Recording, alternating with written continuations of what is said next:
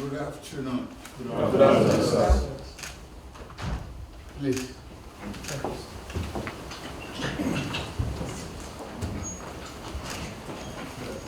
Amen.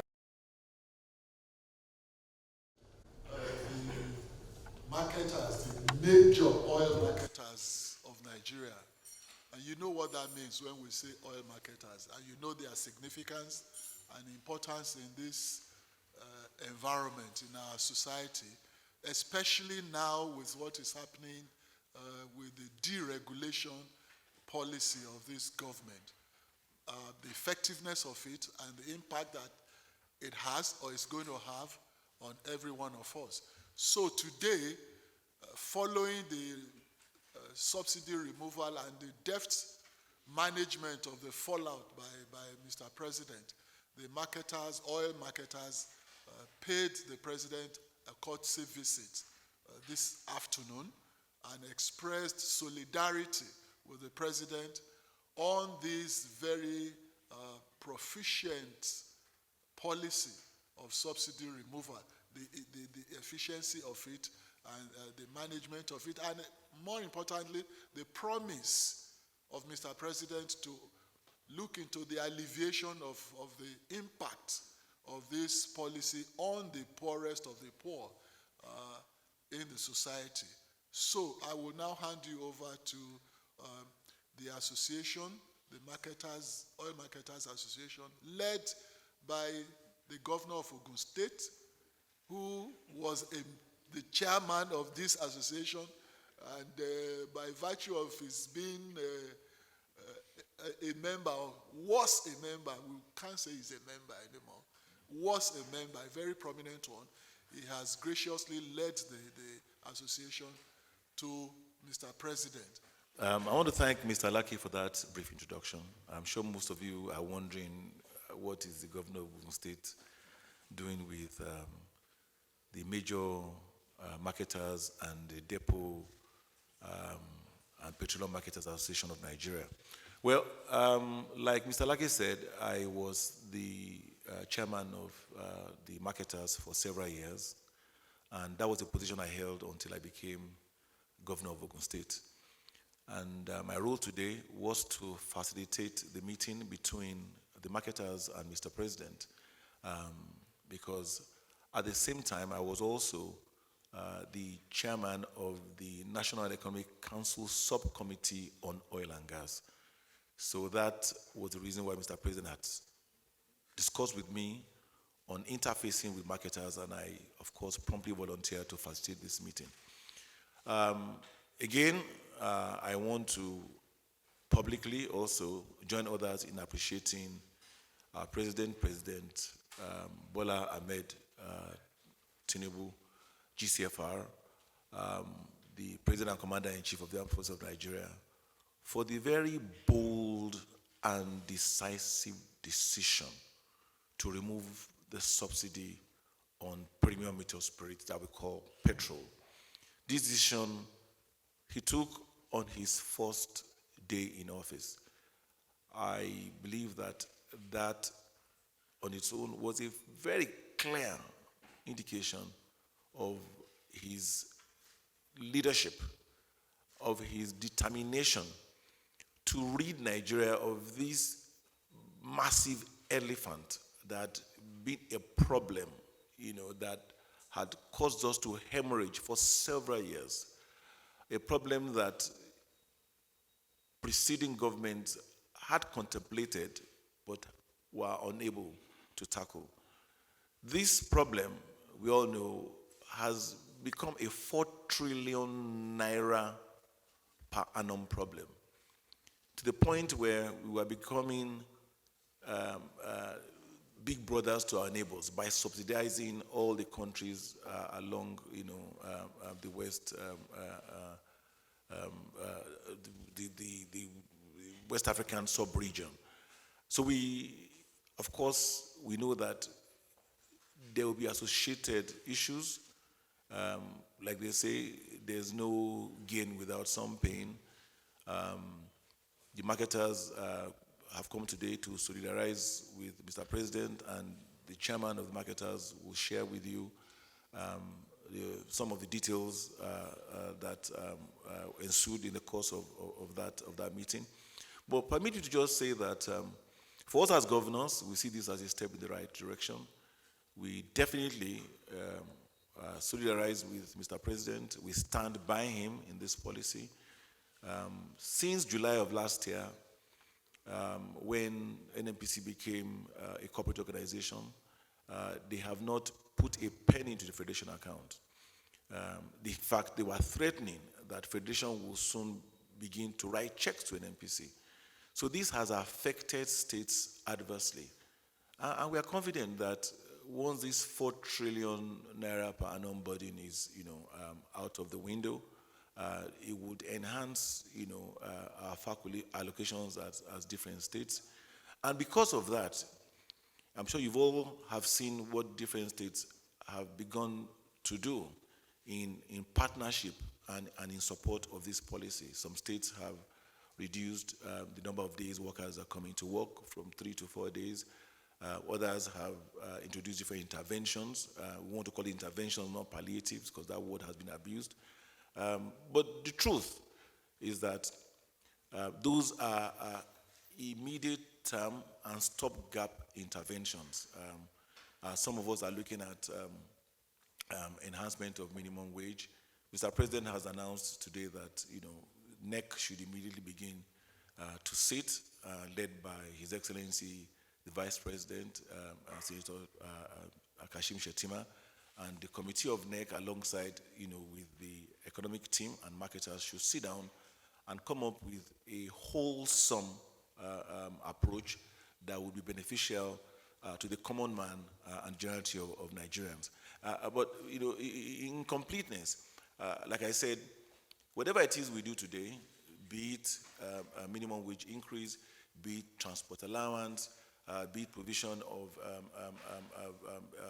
any form of intervention, are only stopgaps.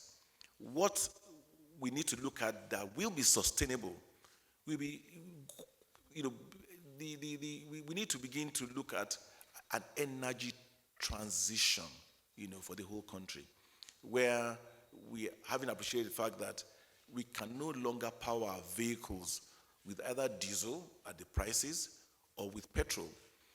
We need to begin to look at what obtains in other countries, like Egypt, that's right here on the continent, where they have converted all their mass transit to run on CNG. In some other countries, their vehicles are running on either CNG or running on electricity. So these would be what would be sustainable, that would allow us to transport people, goods, and services at prices that are reasonable. So that is the kind of thing that we are looking at, the kind of discussion that we are having with Mr. President, and the kind of approach that this administration is looking at in terms of sustainability. On that note, I will hand over the microphone to Mrs. Akpani to share with you the details of their discussion with Mr. President this afternoon. Thank you very much. Thank you, Your Excellency, Governor Dapo Abiodun of Ogun State. I thank you all for your patience this afternoon. He has touched on most of the issues, really. But I just want to add that, most importantly, this was a courtesy visit. It was a visit to express our utmost support and solidarity with the government. That is born out of the fact that we have desired, we have ached, we have prayed for this day to come. And we're happy that the day is finally here. We know the difficulties this move has created for the populace. We know what the reactions have been. And one thing we have vowed is that we're going to help the government to disseminate the right information on what this is all about. It's not simply about making transportation more expensive. It's not simply about making fuel so expensive and it's suddenly out of the reach of the ordinary person, so to say. It's about repositioning this country. I think Nigeria has suffered for too long. It's about putting your money in the right place. We spent maybe 4 trillion last year. He said 4 trillion this year. No, for the first 3-4 months already, we were at about 2.7 trillion in subsidy. By the end of this year, we would have been at about 6.7 trillion. How much of that really goes to the populace? We have been feeding the whole West Africa, Sub-Saharan Africa with fuel. Since last week, Monday, and it's difficult to believe that it's only 10 days that this happened. If you check, all those neighboring countries have all their prices shot up. Probably maybe Niger is the cheapest one with about 580 per liter because they were all feeding on Nigerian fuel. But that's not to say that because others are benefiting, they're benefiting wrongly. Nigeria cannot be subsidizing the whole of Africa when we have a lot of our own problems. So we came today to express our support and to see how we can cooperate with government, because ultimately, you can't kill the people you are trying to save. So we're not going to sit back and say, hey, yes, you have removed subsidies, so it's fine. There are aches, there are pains. What can we all do? There are suggestions we have made today on how we can really move this forward. And one thing that came out is that over time, we have all depended on PMS because it was cheap. We didn't develop our gas.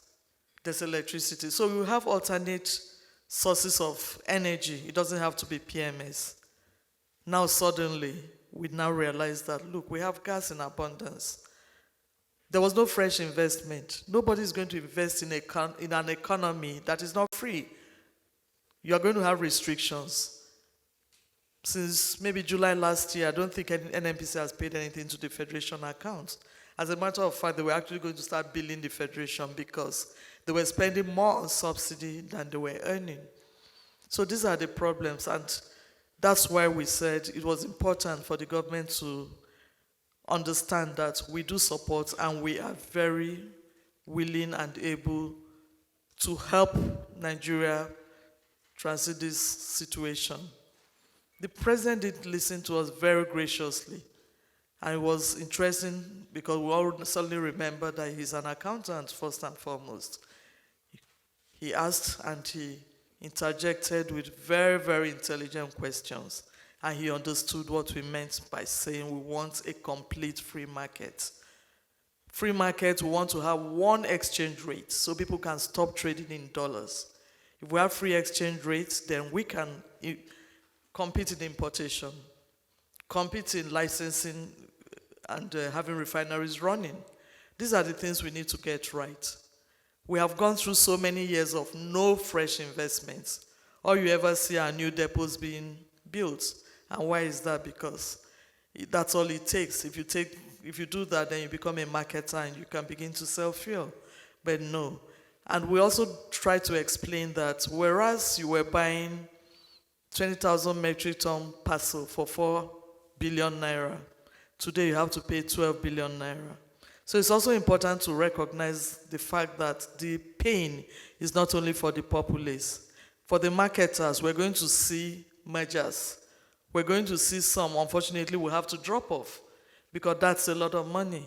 How many banks can really fund you? But that's also not to say that we're going to have scarcity. No. Finally, we're going to have our real volumes. We have stopped feeding most of Africa. Already, the volumes have dropped. And it's not only because you're saying we can't afford transportation. It's only the man who has a Jeep that will spend 70,000 naira now to fuel his car. The man who doesn't have a car doesn't have to worry about that. All he needs is transportation. And to that extent, we recognize the fact that we have to have an effective mass transit system. So the people who don't want to be bothered to drive cars have alternative, and they're not going to be stuck at home because they can move. So most of what we talked about is how do we go from here? How can we actually make it work? How can we go back to almost the point where we are before? It's possible.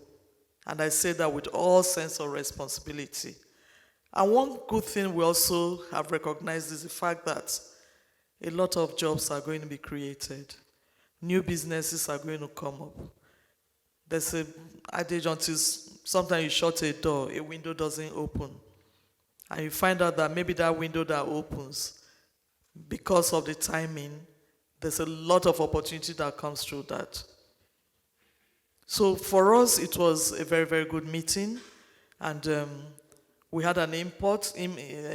We also were able to discuss about helping the economic team, participating in what they're doing. Because we are the people on the field. We are the ones doing this distribution. What can we do differently? And one thing that the president also stated clearly is that we must minimize frictions in this system. We must have a free market that works. Whether it's licensing, if you say you're licensing, how long does it take to license? It has to be done promptly.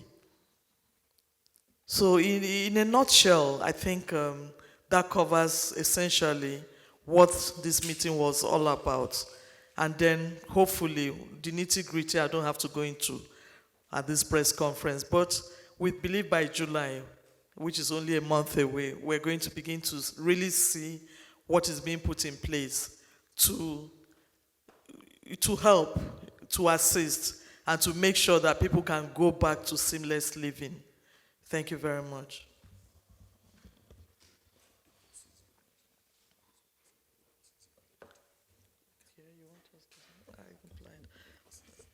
Okay. Well, I touched on that because I said that we're going to participate in the palliative measures that the government is putting together. And to that extent, His Excellency just reminded me that, we did pledge that the whole industry, and I had the MD of NNPC Limited on my left, and we all collectively agreed that we're going to work at providing real mass transit buses that work. The ones that will run on CNG, which is the compressed natural gas and diesel, interchangeably. And hopefully we're going to start with about 50 to 100. And that is in the very, very short term. And these are locally produced. So you see that we're also providing jobs, a lot more jobs, because we're using local assembly plants. We're not importing this. That's less pressure on our foreign exchange, and that's more jobs for our Nigerians. And we think, and the president was very happy with that. And we really, really do thank the president because he had a perfect understanding of a lot of the issues. I guess we were not surprised, but we were almost amazed, to use that word. He asked all the right questions and he pointed to who could solve this problem and that problem. So, like I said, we're really, really grateful that we've had this interaction and we'll take it from there. And hopefully, everybody here and Nigerians at large will begin to see that even if this sounded very difficult, it's a very, very good move and very courageous. We've been trying to do this for so many years. No president has had the courage to do this. But now we all have to face it, and like we said, support is what is required now to see this through. Thank you.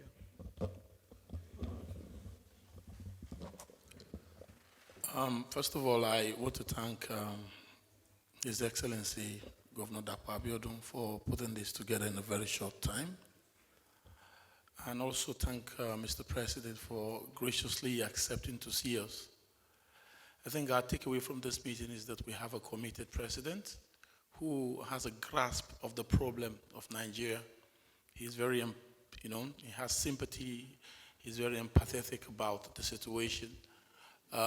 We have a big problem with subsidy, and he's ready to tackle it headlong. But the most important thing is that the removal of subsidy will unleash the potential of Nigeria. It's going to unleash a lot of resources, that will now be used in education, infrastructure. We were very surprised. I, in particular, was very surprised with the grasp and understanding that the president had about the industry. He's committed to ensuring that he used the word clog, that he will not accept any clog, that will stop competition and liberalization of the industry. I think Nigeria, in the next few months will be better for it. We want to thank the president, thank Mr. Alaki for also putting this press conference on. On the part of the marketers, we're committed to ensuring that we ensure competitiveness, fair pricing, and also services that the populace will be very happy about. This is a new dawn for Nigeria. Thank you.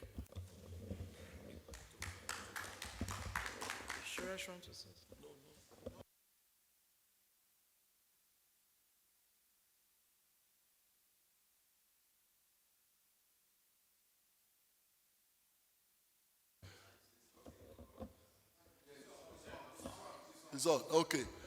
There's really no need for questions because it's a courtesy call and it's so straightforward, and they have pledged their, cooperation with the government on this policy and its implementation.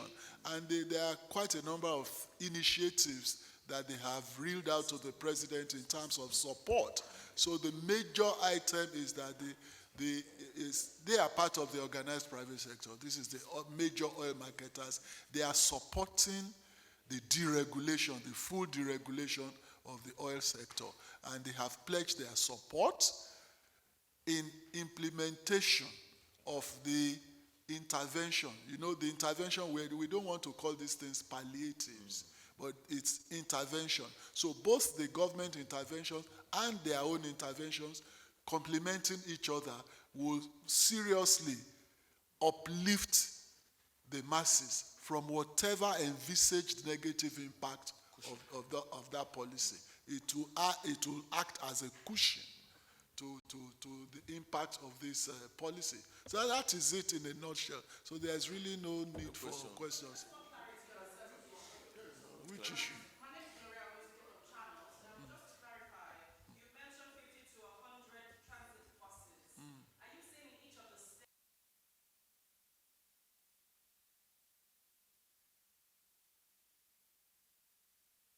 The issue is they are donating in the first instance between 50 and 100 buses as a whole, not per state. Per state will be going to how many?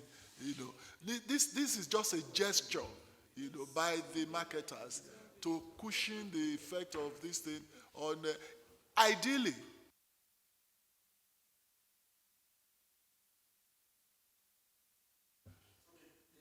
Yeah, what this is supposed to do is to become a catalyst, to create a bandwagon effect. If the marketers are donating this, then the bankers association or whatever can follow suit.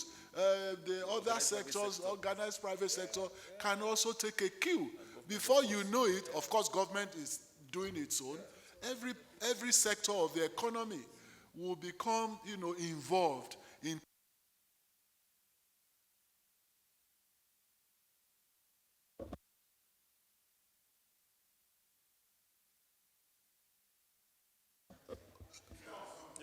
okay. So the idea is for this to become, create a bandwagon effect for all other sectors.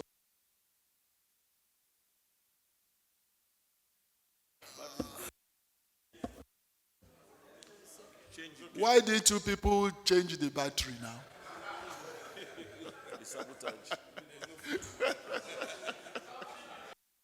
Anyway, so that is it. It's not that they have to carry the entire burden on their heads. It's just a gesture, It's to connote the fact that they are involved and they are empathizing with our people in this country, and they demonstrate a support for this policy because it is necessary.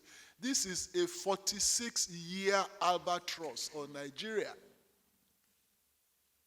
No government, no president has ever summoned the courage to do this, whereas everybody knew that it was necessary. So therefore, excuse me, is that therefore, these marketers have recognized the initiative that this government has done and its effect, the ripple effect is going to have on the economy. Not even the military.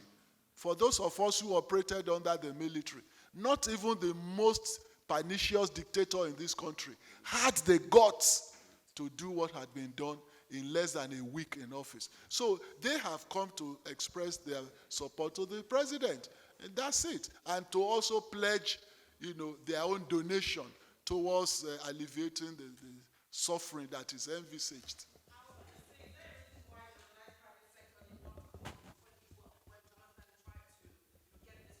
That is hypothetical.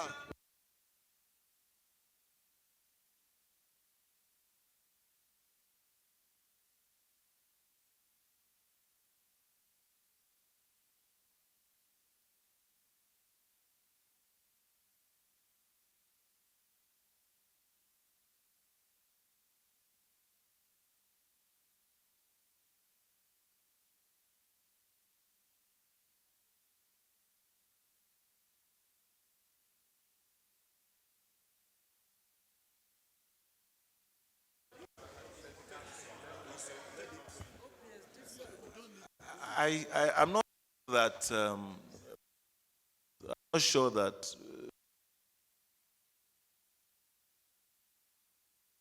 be asking questions as to what didn't happen when. I think we should be looking forward. A bold and audacious decision has been taken. It has been taken at the right time when there's a sense of renewed hope across the entire landscape of Nigeria. Nigerians have keyed into it. You and I know that ordinarily, a decision like this would have engendered protest all over the place. But you can see that as tough and as onerous as it is, people are taking it with that sense of optimism and confidence that they have in the administration that they voted into office. Now, these buses are being referred to. They're like 50-seater buses. The buses are probably at the cost of about 100 million naira each. So they are donating 100 buses. That's 10 billion just from the marketers. Because in the past, there's this perceived impression that marketers are opposed to deregulation. I believe by this singular step, they demonstrate the fact that they are keyed into this administration's very laudable policy, and they are in support of deregulation. And like Mr. Laki said, they have trailblazed. They've done this, and I'm sure that others are going to follow. You will see other members of the organized private sector also coming up with such like donations. And like he said, these are meant to offer a cushioning effect. So, like for example, in my state, we also have started the conversion of our mass transit buses to use CNG. By the grace of God, within the next 30 days, we are going to be launching what we call our e-mobility, which allows us to take our petrol-powered Okadas back from the riders and offer them electric motorcycles. So you will begin to see these kind of initiatives across the length and breadth of the country. And at the end of the day, in the medium term, you will see that, the impact that we all feared will not be as exaggerated as we anticipated. Yes, initially there will be a seeming inflation, but this will settle as different interventions. You also, like she said, the gas industry, we were producing CNG. People were not off-taking it to the point where we were even exporting. There was stranded gas not being off-taken by consumers. Now you'll see more investments in the gas industry, which will lead to more employment, and of course, cleaner fuel, in terms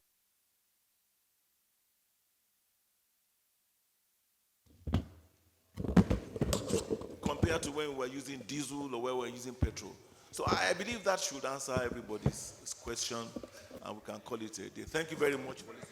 Thank you very much for your attention and for honoring this Marketers Association. My sister from Channel, so I have a very